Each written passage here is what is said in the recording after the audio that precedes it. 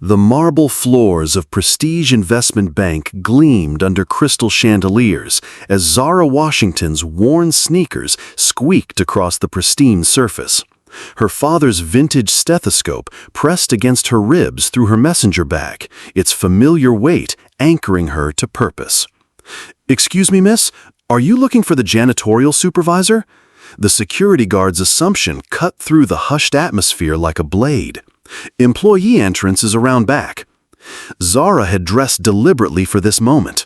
Thrift store blazer, worn jeans, cracked smartphone. She looked exactly like what they expected, a young black woman who didn't belong among Atlanta's financial elite. "I'm here to speak with an investment advisor," she replied, touching the stethoscope through her bag and remembering Dr. Michael Washington's words. "Listen to heal, not to judge, baby girl." Senior advisor Brad Whitmore spotted her approach and rose like a man preparing for battle. "Hold up there, sweetheart. This area is for serious investors only. Section 8 housing assistance is handled downtown." His words carried centuries of racial dismissal. Zara absorbed every cruel syllable with professional calm. "I'm interested in your premium wealth management services," she said quietly. Whitmore's laughter echoed off polished walls. "Premium services? Girl, the minimum is $500,000. That's probably more than your whole family has seen in 3 generations. The generational wealth comment struck like a surgical blade, but Zara felt only the cool metal stethoscope, remembering her father's final letter. "Use their blindness as your diagnostic tool." They had no idea they were humiliating the heir to a $3.2 billion pharmaceutical empire. "Thank you for your time," Zara said, turning toward the exit. "This has been very educational." As she walked away, her reflection in the brass doors showed not a dismissed young woman, but the future architect of their destruction. The diagnosis was complete. Prestige Investment Bank suffered from terminal racism, and Dr. Zara Washington was about to prescribe the cure. 6 months had passed since Dr. Michael Washington's funeral at Ebenezer Baptist Church, where hundreds of patients, colleagues, and community leaders had gathered to honor Atlanta's most beloved cardiac surgeon. The same church where Dr. King once preached about economic justice now echoed with testimonies of a black man who had saved thousands of lives while building a pharmaceutical empire. Zara navigated her carefully constructed double life from a cramped apartment near Morehouse College. Her neighbors saw exactly what she wanted them to see: a pre-med student working double shifts at Pearl's Soul Food Kitchen to scrape together tuition money. The reality ran deeper than their well-meaning assumptions. The silver stethoscope sat on her kitchen table beside anatomy textbooks and her father's final letter, its engraved inscription catching morning light through thin curtains. "Listen to heal, not to judge." Dr. Washington had polished those words every Sunday morning during their ritual breakfast at Pascal's restaurant on Auburn Avenue, where civil rights leaders once planned their revolution over fried chicken and hope. "Society will try to put you in boxes, Zara," he'd said during those precious moments before his 12-hour hospital shifts. "But healing comes from listening past their noise to find the truth underneath." His adoption of her from foster care at age 10 had saved her from a system that saw mixed-race children as problems to be managed rather than potential to be nurtured. Ray Charles drifted from her vintage radio, the same station they'd shared during late-night study sessions when he'd quiz her on both medical terminology and business strategy. Washington Medical Innovations had grown from his garage laboratory to a billion-dollar company, developing cardiac devices that revolutionized emergency care, while providing free medications to Atlanta's uninsured population. The stethoscope grew warm in her hands as Zara opened her laptop. Prestige Investment Bank managed $900 million of Washington Medical's corporate assets, but their treatment of black customers contradicted everything her father had believed about human dignity. She'd spent weeks analyzing their discriminatory lending patterns using data analytics skills he'd taught her alongside diagnostic techniques. Her phone buzzed with a text from her roommate Keisha about weekend plans at the Auburn Avenue Music Festival. Zara smiled, typing back about studying for her MCAT prep course. Her friends couldn't know she was documenting systematic racism while preparing for the most elegant form of justice her father had ever taught her. Thursday afternoon found Zara back at Prestige Investment, this time wearing her Pearl's Soul Food uniform, complete with authentic barbecue sauce stains and a name tag in Comic Sans font. She needed more evidence of their systematic bias, and sometimes the best diagnosis required multiple examinations. Oh, hell no, not you again. Junior advisor Ashley Coleman's voice carried across the marble lobby like nails on glass.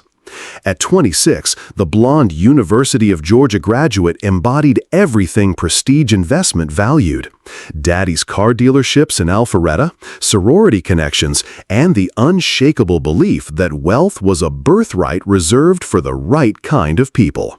"I'd like to inquire about small business loans for minority entrepreneurs," Zara said, her hand instinctively finding the stethoscope's outline through her bag. Coleman's laugh held the particular cruelty of someone who'd never faced real adversity. "Honey, do you even have a credit score above 500? Y'all people need to understand that business requires actual business experience, not just dreams and government handouts." The phrase "y'all people" hung in the air like a Confederate flag, its meaning crystal clear to anyone who'd grown up black in the South. Zara felt the stethoscope pulse against her ribs, remembering her father's technique for staying calm during racist encounters at medical conferences. Brad Whitmore materialized beside Coleman, recognizing Zara from her previous humiliation. "Miss, didn't we explain that our services are for established clients? There's a payday loan place on Memorial Drive that might be more culturally appropriate." Zara pulled out her smartphone, displaying a comprehensive business plan for a medical device startup she'd crafted using her father's pharmaceutical industry templates. "I have a detailed proposal with projected revenues of $2.3 million in year one." Whitmore barely glanced at the screen before dismissing it with a wave. "Look, sugar, I'm sure this looks impressive to you, but we deal with real money here. Why don't you try the Minority Business Development Center? They specialize in urban ventures." The racial coding was surgical in its precision. Urban, culturally appropriate, your people. Each phrase carefully chosen to remind her of supposed limitations while maintaining plausible deniability. "What exactly constitutes an urban venture?" Zara asked, her voice carrying the clinical precision Dr. Washington had used when questioning symptoms. Coleman exchanged a look with Whitmore that spoke volumes about their shared assumptions. You know, hip-hop music production, sneaker stores, hair salons, that kind of thing. Businesses that serve your community. "I'm proposing medical technology innovation," Zara clarified. "Right." Whitmore's chuckle carried the condescension of someone explaining basic concepts to a child. "Medical technology requires advanced degrees, regulatory knowledge, serious capital investment. No offense, but you should probably stick to what you know." The stethoscope grew warm against her side as Zara documented this moment of pure, undisguised prejudice. They saw her skin color and assumed incompetence. They heard her age and dismissed her intelligence. They looked at her uniform and concluded she was intellectually inferior. "He worked in security," Zara said quietly, thinking of her father's complex legacy.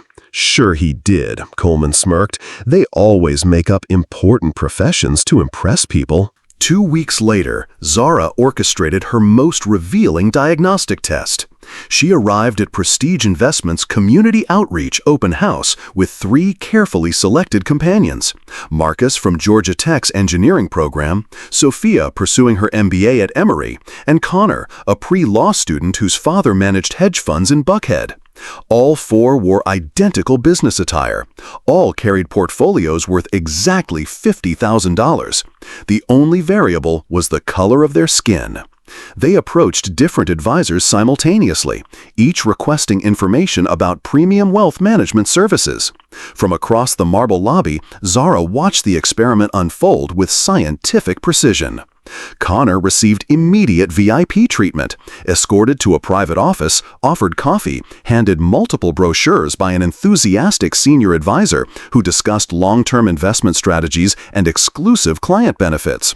Marcus was directed to starter investment options and asked to provide extensive documentation about his income sources. The advisor spoke slowly, as if explaining complex concepts to someone with limited comprehension. Sophia faced aggressive questioning about her citizenship status and was handed pamphlets for basic savings accounts despite presenting identical financial qualifications. "You're conducting some kind of sociology experiment, aren't you?" Regional Manager Patricia Sterling materialized beside Zara, her voice carrying the suspicious tone of someone who'd spotted a trap. At 52, Sterling represented Prestige Investments' executive tier, polished, educated, and utterly convinced of her own objectivity. "Actually, I wanted to follow up on business loan applications." Zara produced a manila folder containing a flawless proposal for a telehealth platform serving rural Georgia, a business model her father had discussed before his death. Sterling examined Zara with clinical detachment, like a pathologist studying tissue samples.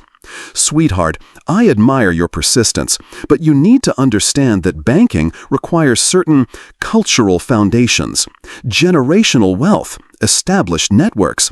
It's not personal, it's just economic reality." The phrase cultural foundations landed like a surgical strike, designed to exclude without explicitly mentioning race. Zara touched the stethoscope through her bag, her father's words providing strength. "Listen to heal, not to judge. They're revealing their sickness." "What cultural foundations do you mean specifically?" Zara asked.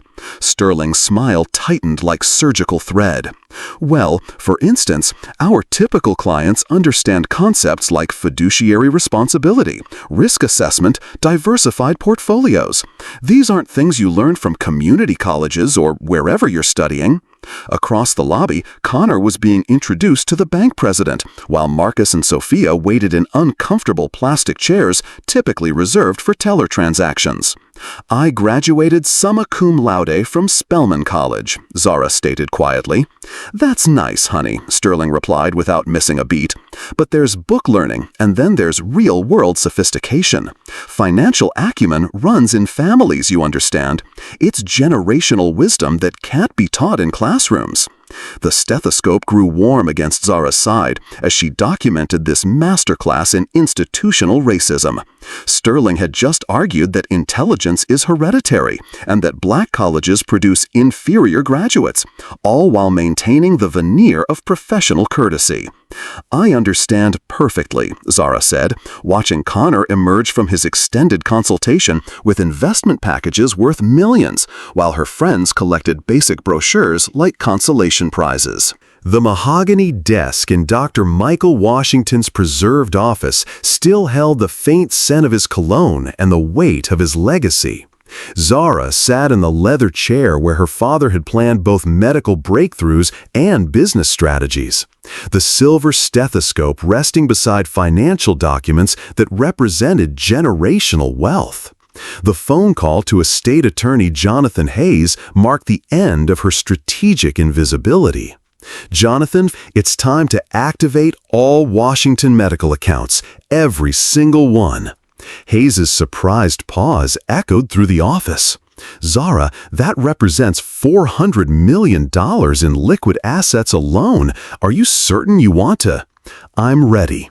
Her voice carried the absolute certainty her father had used when making life or death surgical decisions.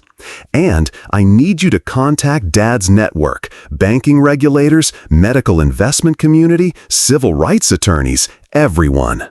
Within 72 hours, Zara's world underwent seismic transformation. She moved from her cramped student apartment to the Washington family estate in Buckhead, a sprawling mansion her father had purchased but rarely used, preferring his modest home near Grady Hospital. The stethoscope found its place on her new executive desk, positioned to catch morning light streaming through windows overlooking Atlanta's financial district. Her first strategic move involved hiring Adrian Thompson, a former Treasury Department investigator who specialized in discriminatory lending practices.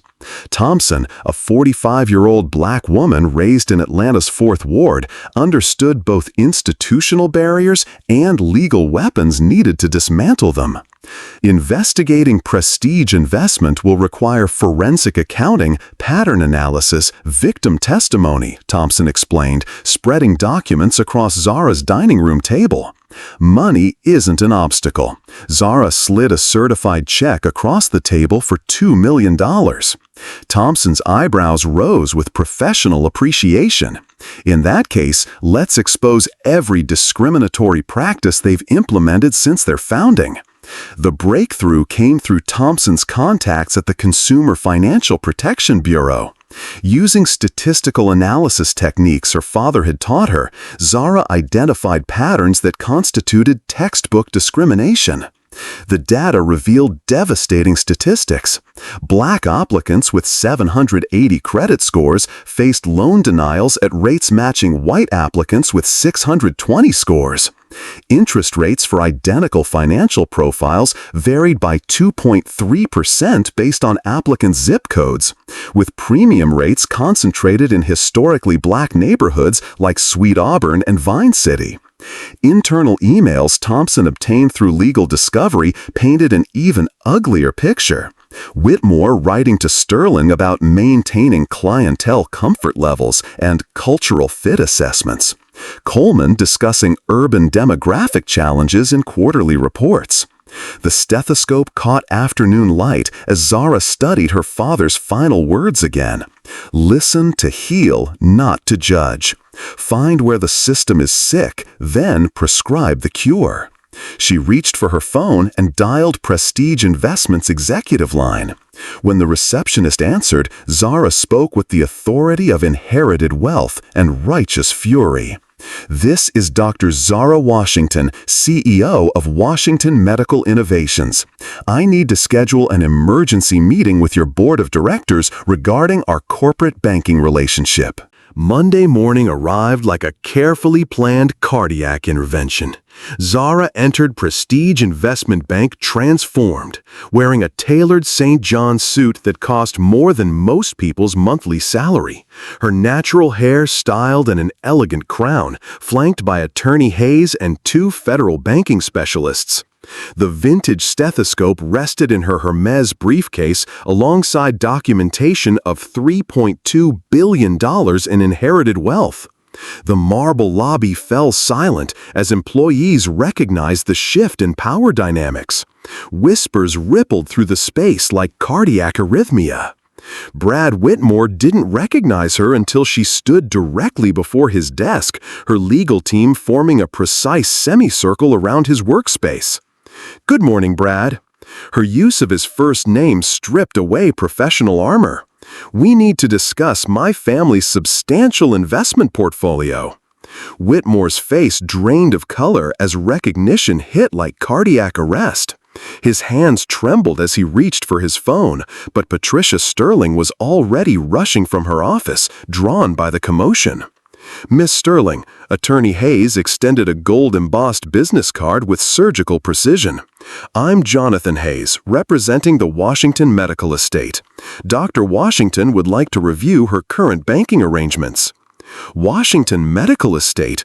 Sterling's voice carried the tremor of someone receiving a terminal diagnosis. Zara opened her briefcase with deliberate ceremony, revealing the silver stethoscope alongside financial documents that represented generations of accumulated wealth and social justice. "My father, Dr. Michael Washington, established corporate accounts here totaling $900 million. I've been conducting a comprehensive assessment of your institution's commitment to equal treatment." The lobby atmosphere grew heavy as employees gathered at safe distances, sensing the unfolding drama.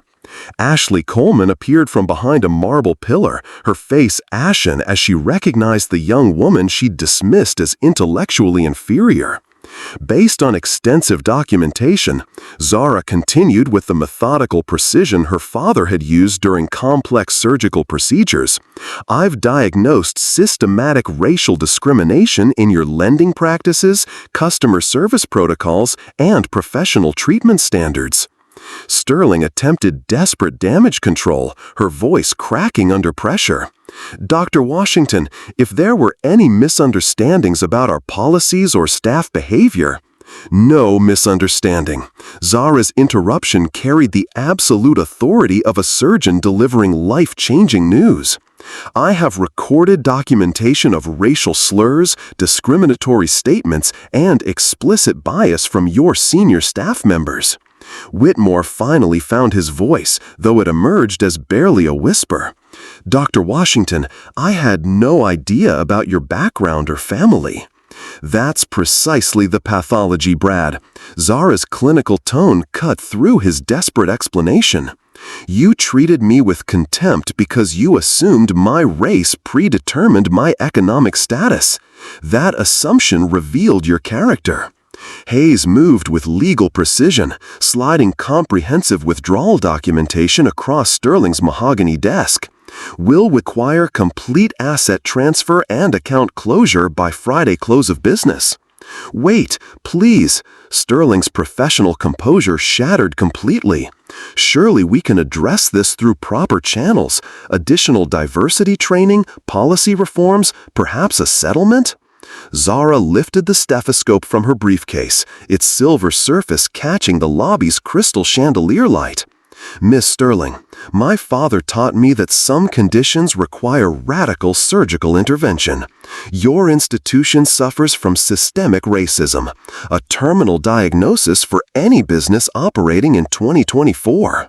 Generate a standard American English accent for this story. The voice should be from a middle-aged male with a deep, resonant, calm, confident, and warm tone. The reading speed should be 115% faster than normal, yet remain natural and articulate, as if someone is engaging in a direct conversation while storytelling.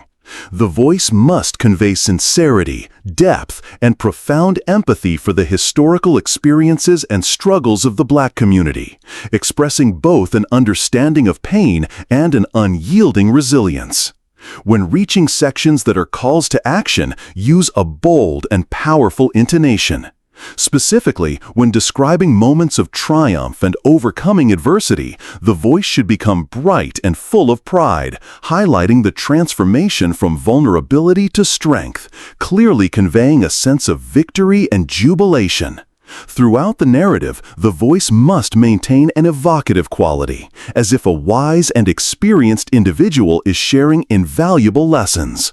This should create a personal, intimate connection while remaining authoritative and trustworthy. Incorporate meaningful pauses at key points to allow listeners to reflect and fully absorb the message, ensuring they remain engaged from beginning to end.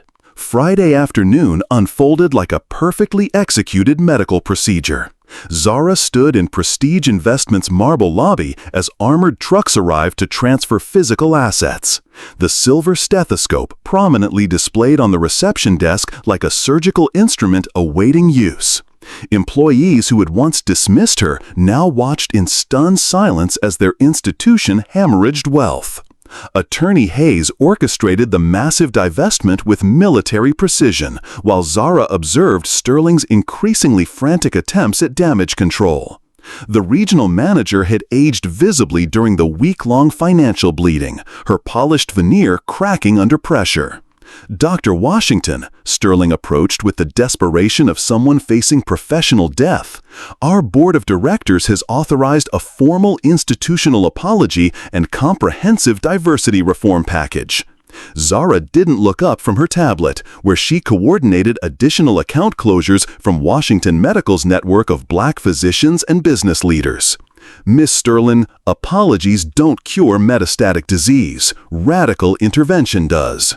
"We're prepared to establish a $15 million diversity fund and hire a chief equality officer," Sterling continued, her voice cracking.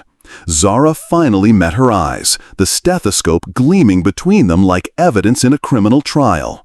"You're still not listening to the diagnosis. This isn't about purchasing absolution." Whitmore appeared with his termination paperwork, his once confident demeanor replaced by the hollow look of career suicide.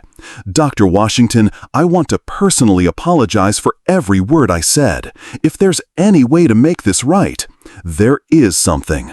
Zara lifted the stethoscope, its weight perfect in her palm. "I want you to understand what you really dismissed." She opened her briefcase, revealing newspaper clippings documenting Dr. Michael Washington's revolutionary cardiac procedures, his free clinic serving East Atlanta's uninsured population, his $80 million in charitable contributions to historically black colleges and medical schools. "My father saved over 4,000 lives through cardiac surgery. He developed medical devices that revolutionized emergency care worldwide. He built a pharmaceutical empire while providing free medications to patients who couldn't afford treatment." Ashley Coleman materialized from behind a marble pillar, her face ashen as the magnitude of their collective cruelty became undeniable. "Brad called me girl and suggested I try payday loans," Zara continued, her voice carrying across the silent lobby. "Ashley assumed I needed government handouts. Patricia questioned my intellectual capacity based on my skin color.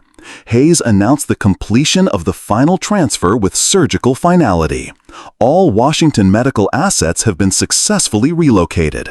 Additionally, federal discrimination complaints have been filed with the CFPB, OCC, and Justice Department's Civil Rights Division." Zara placed the stethoscope back in her briefcase with ceremonial precision, its silver surface reflecting the lobby's dying afternoon light. "In 6 months, when this branch closes and you're seeking new employment, remember this lesson. Racism isn't just morally bankrupt, it's financially terminal." You addressed the assembled employees one final time, her voice echoing off marble walls like a medical verdict. "To those who showed basic human decency, Washington Medical is expanding our workforce. To those who didn't?"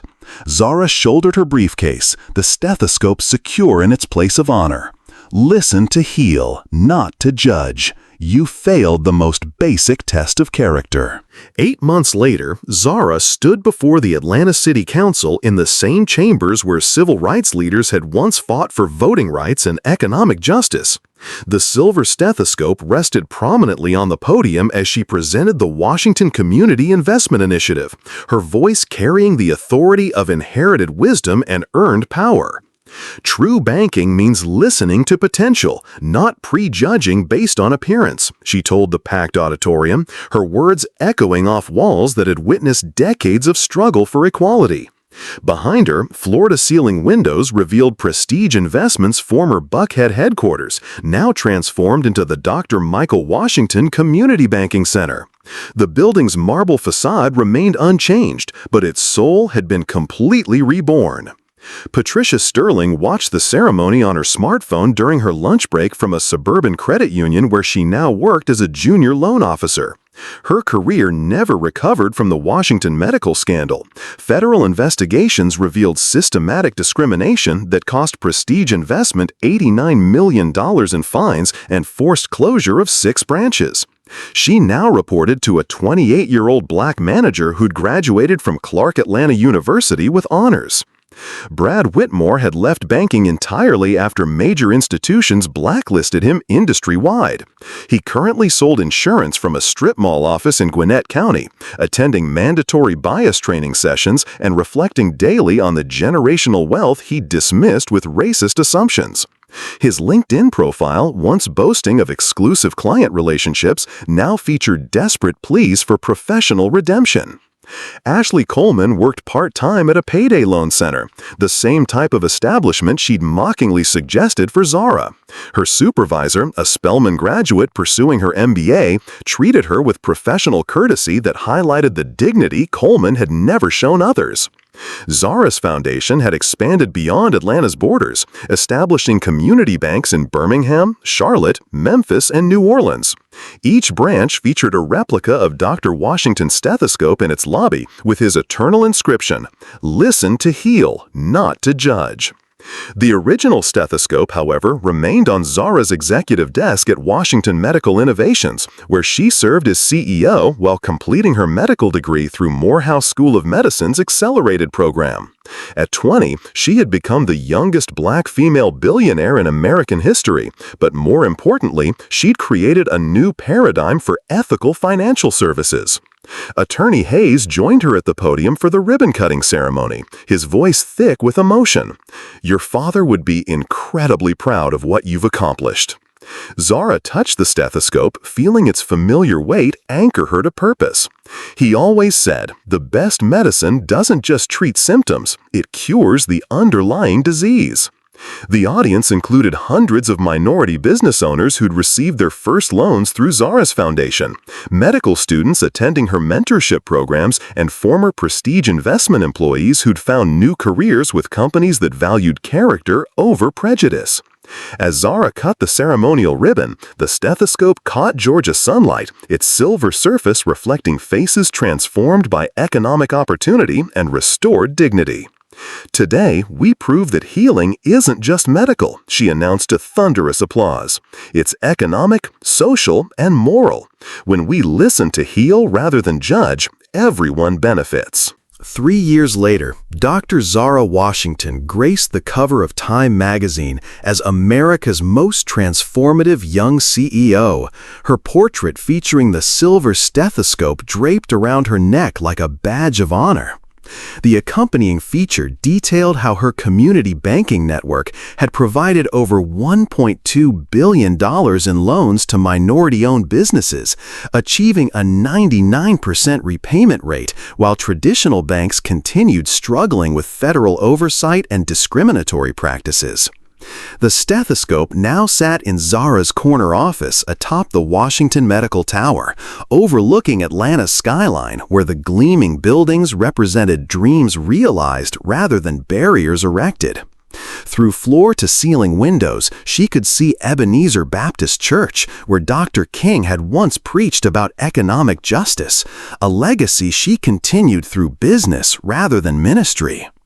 Patricia Sterling's career trajectory had become a cautionary tale taught in business schools across the South. She worked weekends at a check-cashing store in suburban Marietta, where her supervisor was a 24-year-old Spelman graduate pursuing her doctorate in finance. Each transaction served as a reminder of opportunities her prejudice had destroyed, customers she'd dismissed, futures she'd helped steal. Brad Whitmore had attempted professional rehabilitation by volunteering with the Urban League's financial literacy programs, but his past followed him like a medical record. He frequently spoke at corporate diversity seminars throughout the Southeast, serving as a living example of racism's true cost, not just to victims, but to perpetrators whose souls had been corrupted by hate.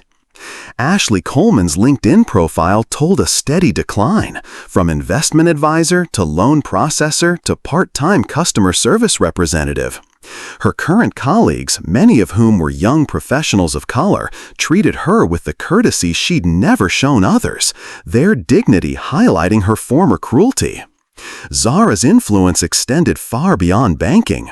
The Washington Foundation had funded 500 minority-led startups, creating over 8,000 jobs across the South. Her medical device innovations had revolutionized cardiac care, while her mentorship program connected young Black entrepreneurs with established business leaders nationwide. On quiet Sunday evenings, Zara often held the stethoscope while reading letters from foundation beneficiaries. A young Haitian immigrant who'd opened Atlanta's first Black-owned biotech firm. A formerly incarcerated veteran whose construction company now builds affordable housing throughout Georgia. A teenage girl from rural Alabama whose scholarship to Spelman had been funded by Washington Medical's education initiative. Dear Dr. Washington read one letter from a 17-year-old student in Savannah. Your foundation is helping me attend medical school. My guidance counselor said someone like me should aim lower, but your story proves that other people's limitations don't define our possibilities.